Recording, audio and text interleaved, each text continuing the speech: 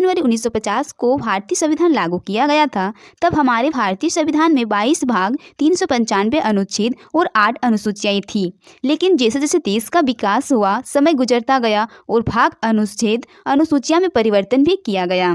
तो अभी वर्तमान में देखा जाए तो हमारे भारतीय संविधान में 25 भाग, 470 अनुच्छेद और 12 अनुसूचियाँ हैं। लेकिन आपको ये बता दें कि अगर कर्म के वाइस में अनुच्छेद को पढ़ा जाए तो अभी भी 395 अनुच्छेद ही हमारे भारतीय संविधान में हैं। अगर इसमें कुछ परिवर्तन किया गया है तो इसमें जोड़ा गया है, जैसे कि 395 क, 395 ख, इस प्रकार हमारे अनुच्छेद में कुछ ऐसे ही ऐड किया गया है, जिसके कारण अभी वर्तमान में 470 अनुच्छेद है। लेकिन कर्म के वाइस पढ़ा जाए तो अभी भी हमारे संविधान में 395 अनुच्छेद ही हैं। हमारे भारतीय संविधान में 22 भाग है, जिसमें 395 अनुच्छेद को कवर किया है। जैसे कि भाग 1 है, उसमें 1 से 4 तक अनुच्छेद को रख दिया गया है। उसी प्रकार भाग 2 देखेंगे, जिसमें 5 से 11 तक अनुच्छेद को रख दिया गया है। उसी प्रकार हमारे संविधान की 395 अनुच्छेद को 22 भागों में रखा गया है। तो भाग 1 संघ और उसका राज क्षेत्र का वर्णन है। अनुच्छेद 1 से 4 तक है भाग 1। अनुच्छेद 1 संघ और राज क्षेत्र। तो अगर आप हमारे भारतीय संविधान के भाग 1 को पढ़े या अनुच्छेद 1 को पढ़े या अनुसूचिया 1 को पढ़े, सब में यही बताया गया है कि संघ और राज क्षेत्र यानी कि हमारे देश जो भारत देश है, इसमें 28 राज्य और केंद्र शासित प्रदेशों के बारे में जानकारी दिया जाएगा कि हमारे जो इंडिया है इसमें 28 राज्य है और 8 केंद्र शासित प्रदेश है। अगर कोई भी हमारे भारतीय संविधान को पढ़े तो ठीक है। नेक्स्ट बताया गया है अनुच्छेद 2 में नए राज्यों की स्थापना, कि इंडिया एक ऐसा देश है जिसमें आप नए राज्य की भी स्थापना कर सकते हो। तीसरा में बताया गया है अनुच्छेद नए राज्यों का गठन और नामों में परिवर्तन, जैसे कि बिहार से एक नया राज्य बनाया गया झारखंड, और नामों में परिवर्तन, जैसे बिहार से अलग करके बनाया गया एक अलग राज्य जिसमें नाम दिया गया है झारखंड, तो नामों में परिवर्तन हो गया है। ठीक है। अनुच्छेद 4 पहले और चौथी अनुसूची के संशोधन तथा अनुपूरक विषय पर उपबंध करने के लिए अनुच्छेद 2 और 3 के तहत बनाए गए विधियाँ। नेक्स्ट भाग है हमारा भाग 2, जिसमें नागरिकता का वर्णन है, जिसमें अनुच्छेद 5 से 11 तक है। अनुच्छेद 5 क्या कहता है? संविधान की शुरुआत में नागरिकता का प्रावधान है। अनुच्छेद 6 कहता है पाकिस्तान से भारत आने वाले व्यक्तियों की नागरिकता, जो भी व्यक्ति पाकिस्तान से भारत आ रहे हैं उसको नागरिकता दिया जाएगा। अनुच्छेद 6 में वर्णन है उसका। अनुच्छेद 7 में वर्णन है कि भारत से जो भी व्यक्ति पाकिस्तान जा रहे हैं उसको नागरिकता दिया जाएगा। अनुच्छेद 7 में वर्णन है कि भारत से पाकिस्तान जाने वाले व्यक्तियों की नागरिकता। अनुच्छेद 8 में वर्णन है भारत से बाहर रहने वाले व्यक्तियों की नागरिकता। जो भी व्यक्ति भारत से बाहर, जैसे नेपाल, भूटान, काठमांडू, ये सब देशों में, जैसे कि दूसरा देशों में रह रहे हैं, उसको भी नागरिकता दिया जाएगा अनुच्छेद 8 के तहत। अनुच्छेद 9 में बताया गया है कि विदेश की नागरिकता लेने पर भारत की नागरिकता नहीं दिया जाएगा। जैसे कि अगर आप दूसरा देश चल गए, जैसे कि नेपाल, अगर वहाँ पे अगर आप नागरिकता ले रहे हैं तो आपको इंडिया में नागरिकता, मतलब भारत में नागरिकता नहीं दिया जाएगा। इसका वर्णन अनुच्छेद 9 में किया गया है। अनुच्छेद 10 में है नागरिकता के अधिकार बने रहना। 11 में संसद कानून द्वारा नागरिकता के अधिकार को विनियमित करने के लिए प्रावधान है। तो अब नेक्स्ट देखते हैं। तो भाग 3 मौलिक अधिकार। मौलिक अधिकार का वर्णन अनुच्छेद 12 से 35 तक है। तो ये जो मौलिक अधिकार है, यह पहले 7 प्रकार के मौलिक अधिकार थे, लेकिन अभी देखा जाए वर्तमान में तो अभी 6 मौलिक अधिकार हैं। तो 7 जो थे उसको, जो संपत्ति के अधिकार थे उसको 44वां संविधान संशोधन 1978 के द्वारा संपत्ति के अधिकार को हटा दिया गया है, जिसके कारण अभी हमारे संविधान में 6 मौलिक अधिकार हैं। तो ये मौलिक अधिकार से क्वेश्चन एग्जाम में बनता है, तो डिटेल में पढ़ते हैं हल्का सा। समता का अधिकार अनुच्छेद 14 से 18 तक है। स्वतंत्रता का अधिकार अनुच्छेद 19 से 22 तक है। शोषण के विरुद्ध अधिकार अनुच्छेद 23 से 24 में है। धर्म की स्वतंत्रता का अधिकार अनुच्छेद 25 से 28 तक है। संस्कृत और शिक्षा संबंधी अधिकार 29 से 30 में है। संवैधानिक उपचारों का अधिकार अनुच्छेद 32 में है। ठीक है। तो ये जो बहुत बच्चे इसको याद किए होंगे, लेकिन एक बार मैं भी रिवीजन करा देती हूँ अपना एक्सपीरियंस, ताकि आपको लंबे समय तक याद रहे ये मौलिक अधिकार। तो ये जो मौलिक अधिकार है, समता, स्वतंत्रता, शोषण, ये जो 3 है, इसका स्टार्ट देखिए 100 से हो रहा है।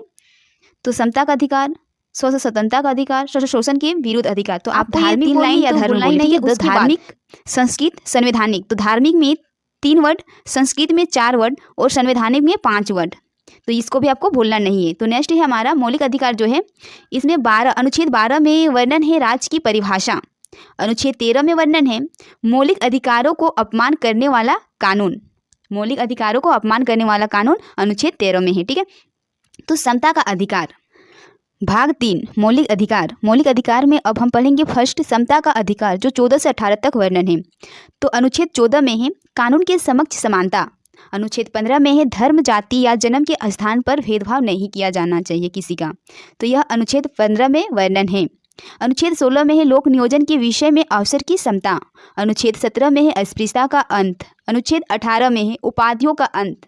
जैसे कि हमारे देश में पहले जो राजा सब रहा करते थे उन सबको उपाधियां से सम्मानित किया जाता था, जैसे कि गाजी की उपाधि, शेरशाह की उपाधि, लेकिन उन सारे को अनुच्छेद 18 के तहत अंत किया गया है। और अब अनुच्छेद 18 के तहत जैसे कि भारत रत्न पुरस्कार, पद्म विभूषण, पद्म भूषण और जैसे कि दादा साहेब फाल्के पुरस्कार, ये सारे अवार्ड अब दिए जाते हैं अनुच्छेद 18 के तहत।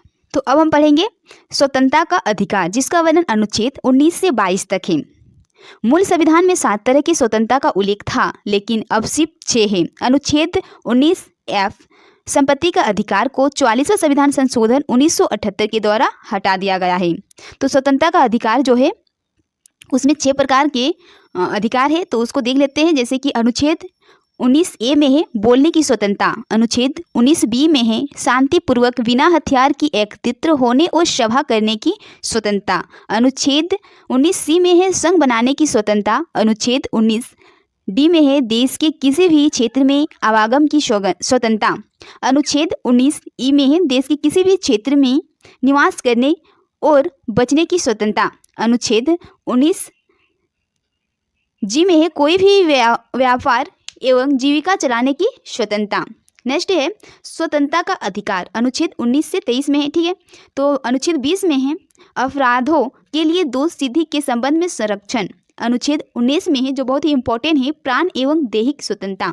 अनुच्छेद 19A में है शिक्षा का अधिकार, जिसे 86वां संविधान संशोधन 2002 के द्वारा जोड़ा गया है। तो आपको हमने क्या बताए थे कि अगर कर्म के वाइज देखा जाए तो अभी भी हमारे संविधान में 395 अनुच्छेद है, लेकिन अगर उसमें कोई चेंज किया गया है तो उसमें परिवर्तन किया गया। जैसे कि अनुच्छेद 21 में किया गया है, अनुच्छेद 21A जोड़ दिया गया है। और ये जो जोड़ा भी जाता है तो इससे संविधान संशोधन के माध्यम से जोड़ा जाता है। तो 86वां संविधान संशोधन 2002 के तहत अनुच्छेद 21A को जोड़ा गया है। अनुच्छेद 22 कुछ मामलों में गिरफ्तारी और नजरबंदी के खिलाफ संरक्षण। तो शोषण के विरुद्ध अधिकार, जिसका वर्णन अनुच्छेद 23 से 24 तक है। अनुच्छेद 23 में है मानव के दुर्व्यवहार और बलात्कार पर प्रतिषेध। अनुच्छेद 24 में है 14 से कम आयु के बच्चों को कारखाने या अन्य किसी जोखिम भरे काम पर नियुक्त नहीं किया जाएगा। तो अब देखते हैं धार्मिक स्वतंत्रता का अधिकार, जिसका वर्णन अनुच्छेद 25 से 28 तक है। अनुच्छेद 25 में है कोई भी व्यक्ति किसी भी धर्म को मान सकता है और उसका प्रचार प्रसार कर सकता है। अनुच्छेद 26 में है धार्मिक मामलों के संबंध में स्वतंत्रता। अनुच्छेद 27 में है किसी भी धर्म के प्रचार के लिए करों की स्वतंत्रता, मतलब आप किसी भी धर्म का प्रचार प्रसार कर सकते हो, उसके लिए आपसे कोई टैक्स नहीं लिया जाएगा। अनुच्छेद 28 में है कुछ शिक्षण संस्थाओं में धार्मिक स्वतंत्रता और पूजा पाठ की स्वतंत्रता।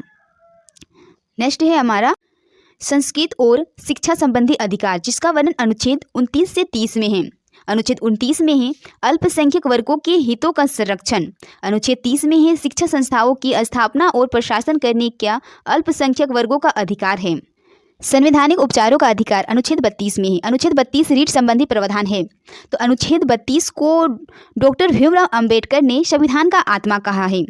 अनुच्छेद 32 के तहत सुप्रीम कोर्ट 5 प्रकार के रीट जारी करते हैं: बंद प्रत्यक्षीकरण, परमादेश, अधिकार पृच्छक, उत्प्रेषण, प्रतिषेध। ये जो 5 प्रकार के रीट है, जिसे एग्जाम में बहुत बार क्वेश्चन पूछे गए हैं कि अनुच्छेद 32 के तहत कौन कौन से मतलब कि रीट जारी किया गया है, इनमें से कौन कौन से रीट जारी किया गया है, ठीक है। तो अनुच्छेद 32 मौलिक अधिकारों को लागू करने में संसद की शक्ति।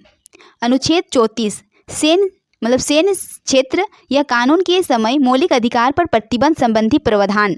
अनुच्छेद 35 मौलिक अधिकार लागू करने संबंधी प्रावधान। तो भाग 3 को हमने पढ़े, अब भाग 4 को पढ़ेंगे। नीति निर्देशक तत्व, जिसका वर्णन अनुच्छेद 36 से 51 में है।